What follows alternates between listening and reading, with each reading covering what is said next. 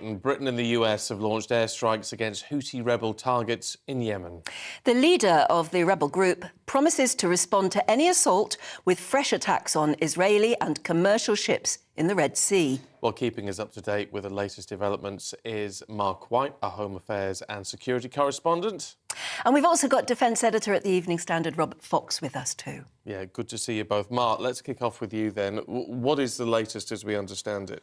Well, it seems, as more information comes through, that the strikes may have been a bit more intensive than we had initially been led to believe. We're told by the US Air Force Central Command that more than 100 guided munitions were used in attacks on 60 Houthi targets over 16 separate sites, including cities in the northwest of Yemen, Sana'a, of course, the capital city as well. They included strikes on infrastructure used to launch these drones in missiles, although we have to say that quite a lot of the infrastructure is mobile and it's very difficult to actually strike at that.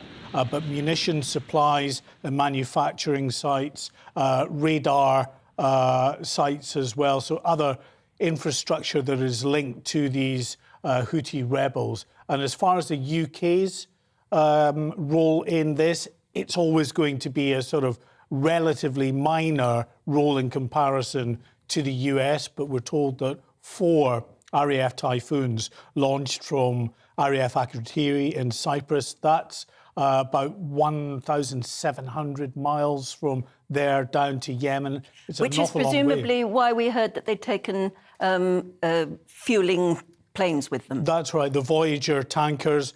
We believe at least one, possibly 2, would have been required for that trip down there and, of course, back again.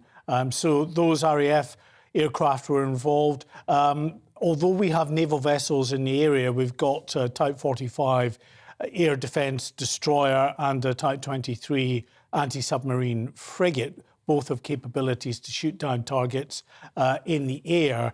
What they don't really have is land attack capabilities, any useful land attack capabilities. There's another frigate heading to that area. So that's why we're seeing RAF aircraft combat jets involved in this.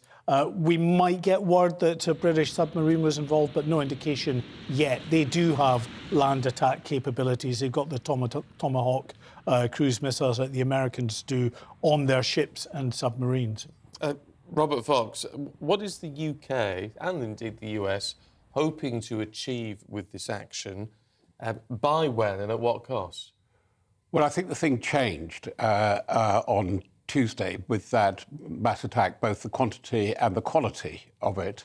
The fact that anti-ship missiles were used and a ballistic missile of some sophistication. What they're really worried about, I think that was the wake-up, is on the quantity side, is swarm attacks. And just to add to what we've been hearing, they'll be looking at logistical bases and helicopter facilities because they've been dropping helicopter forces from the beginning of this campaign against shipping when they took the Galaxy leader. And it's the swarm of small boats, which is the immediate effect. And this is where what the British have to offer with Diamond has a particularly good radar, the Samson very active radar. It can see an awful lot. When they were trying them at Portsmouth, where they could see half of the south of England. And the Americans find this very valuable because it fits in with their ships. It's slightly gestural, but it's an ally with a valuable bit of stuff.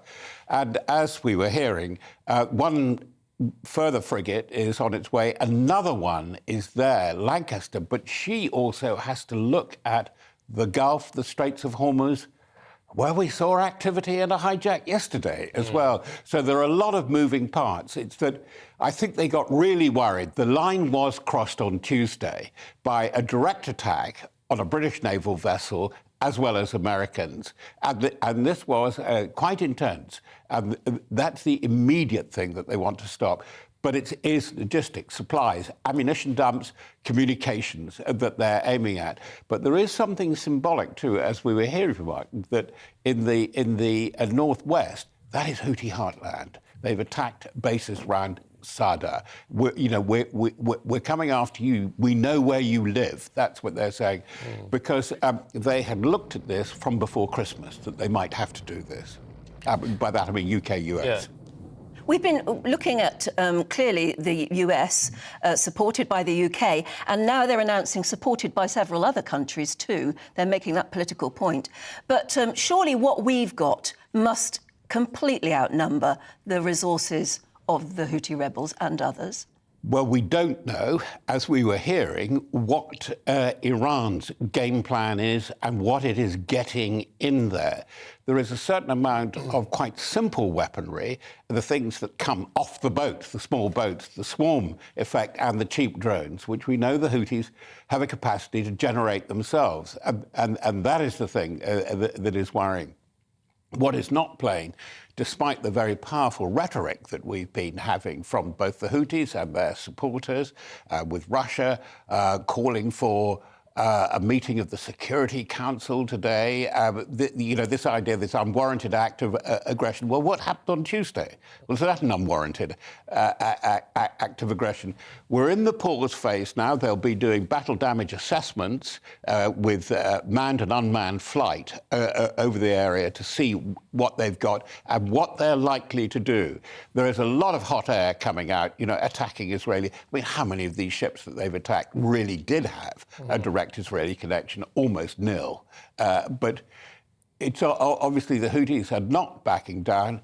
What does Iran want? And what is it going to do? Is it going to push Hezbollah in the north, who will be reluctant in the north of Israel to attack across that border again? We've seen the activity with their sponsored proxies, the Hezbollahs of Iraq and Syria. We've had one act. We have a pause now. We have to see what the next one's going to be. I'll tell you what I find fascinating with this, Mark, is Antony Blinken, US Secretary of State's been in the region for a week, trying to stop this escalating into a wider regional crisis, which presumably this has the potential to trigger.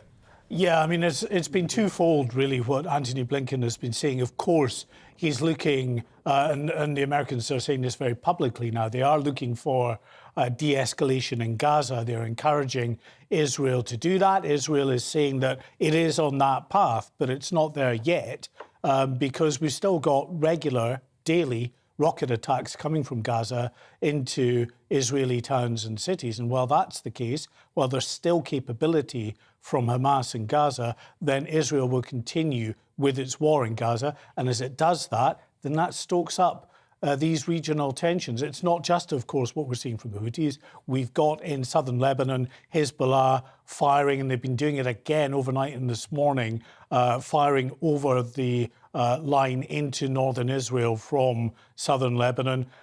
We are expecting, without doubt now, in Iraq and Syria, attacks on US bases. We've seen quite a number of these attacks in recent weeks. Again, tacit support for the Palestinians in Gaza.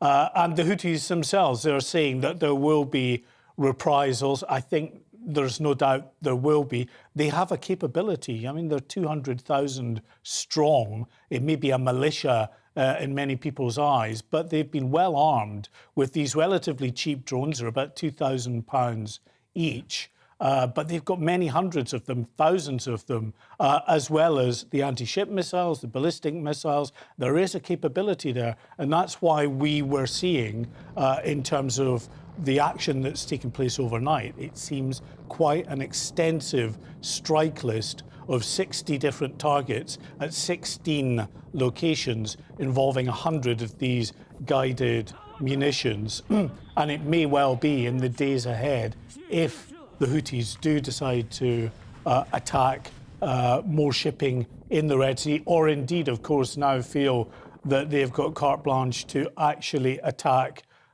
coalition warships in that area, then we will see more in the way of strike. This is the law of unintended consequences now. I was going to ask about retaliation, in that obviously there's the obvious targets, as you say.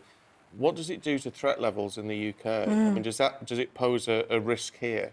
all of the above. Any time you have a big international crisis, you have the potential for lone actors, usually in countries in the West, to decide that they want to carry out a terrorist attack in support of what they see going on in the likes of Gaza. I mean, we are on a heightened state of alert, although the actual terror threat level has not risen. Behind the scenes, the security services, counter-terrorism police are on alert for the potential for individuals enraged by what they see happening in Gaza and in that part of the world. Now, of course, in Yemen, potentially acting here. But I think, first and foremost, it is a military situation out there in the Red Sea and further around into the Strait of Hormuz, up into the Persian Gulf there. So watch this space. But I think things could get potentially quite messy in the hours and days ahead. Can I just ask what might be a simplistic question? I think if I were sitting at home watching this unfold on my TV or on the radio, I might be thinking, I don't understand why we are actively, militarily acting now in the way we are. When we didn't in Ukraine, we supported Ukraine, but we were very clear that we wouldn't actually set foot on the ground. And the same in Gaza. Why now have we become an aggressor? Or at least a defender. Well, we're not. No, we're active, not. I don't an aggressive because we're not initiating. We were saying that both Biden and Mr. Sunak have been saying we're reacting. I think the answer, Anne, is just a few miles down the road. It's called the City of London, which is still a big centre for commercial shipping. It's amazing, as Mark would say, that when the hijack came through the news, it came through London. It's the insurance market. The chief of the defence staff in this country, it's amazing, has been tasked to look at the fluctuation in insurance rates in the Arabian and the Arabian Sea, the Indian Ocean. It is of a direct interest. It is directly involves a major activity still, commercial activity for the UK, which we tend to forget. We don't have anything like the commercial fleet that we had in the past. It's negligible because, of course, we flag with all kinds of places now. But so much of the insurance business, which has taken a big hit with this, comes through London. And that's why the UK is expected to step up.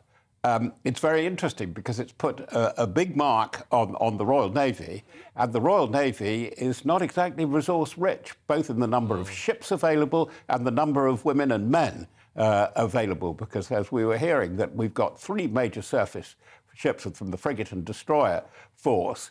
That's about between a quarter and a third of those totally available at the moment there. And I strongly suspect that more will have to go out to Cyprus and to the Gulf, because we now have this twin proposition that they've got to look after the 2 choke points, Straits of Hormuz from the Gulf and the Bab el-Mandeb at the neck of the Red Sea. There's a lot, and there are a lot of subsets, the stuff that's going on between Somaliland, Ethiopia, a row about the port of Berbera, piracy, communal garden, bog standard piracy, if you could put it like that, is on the up again.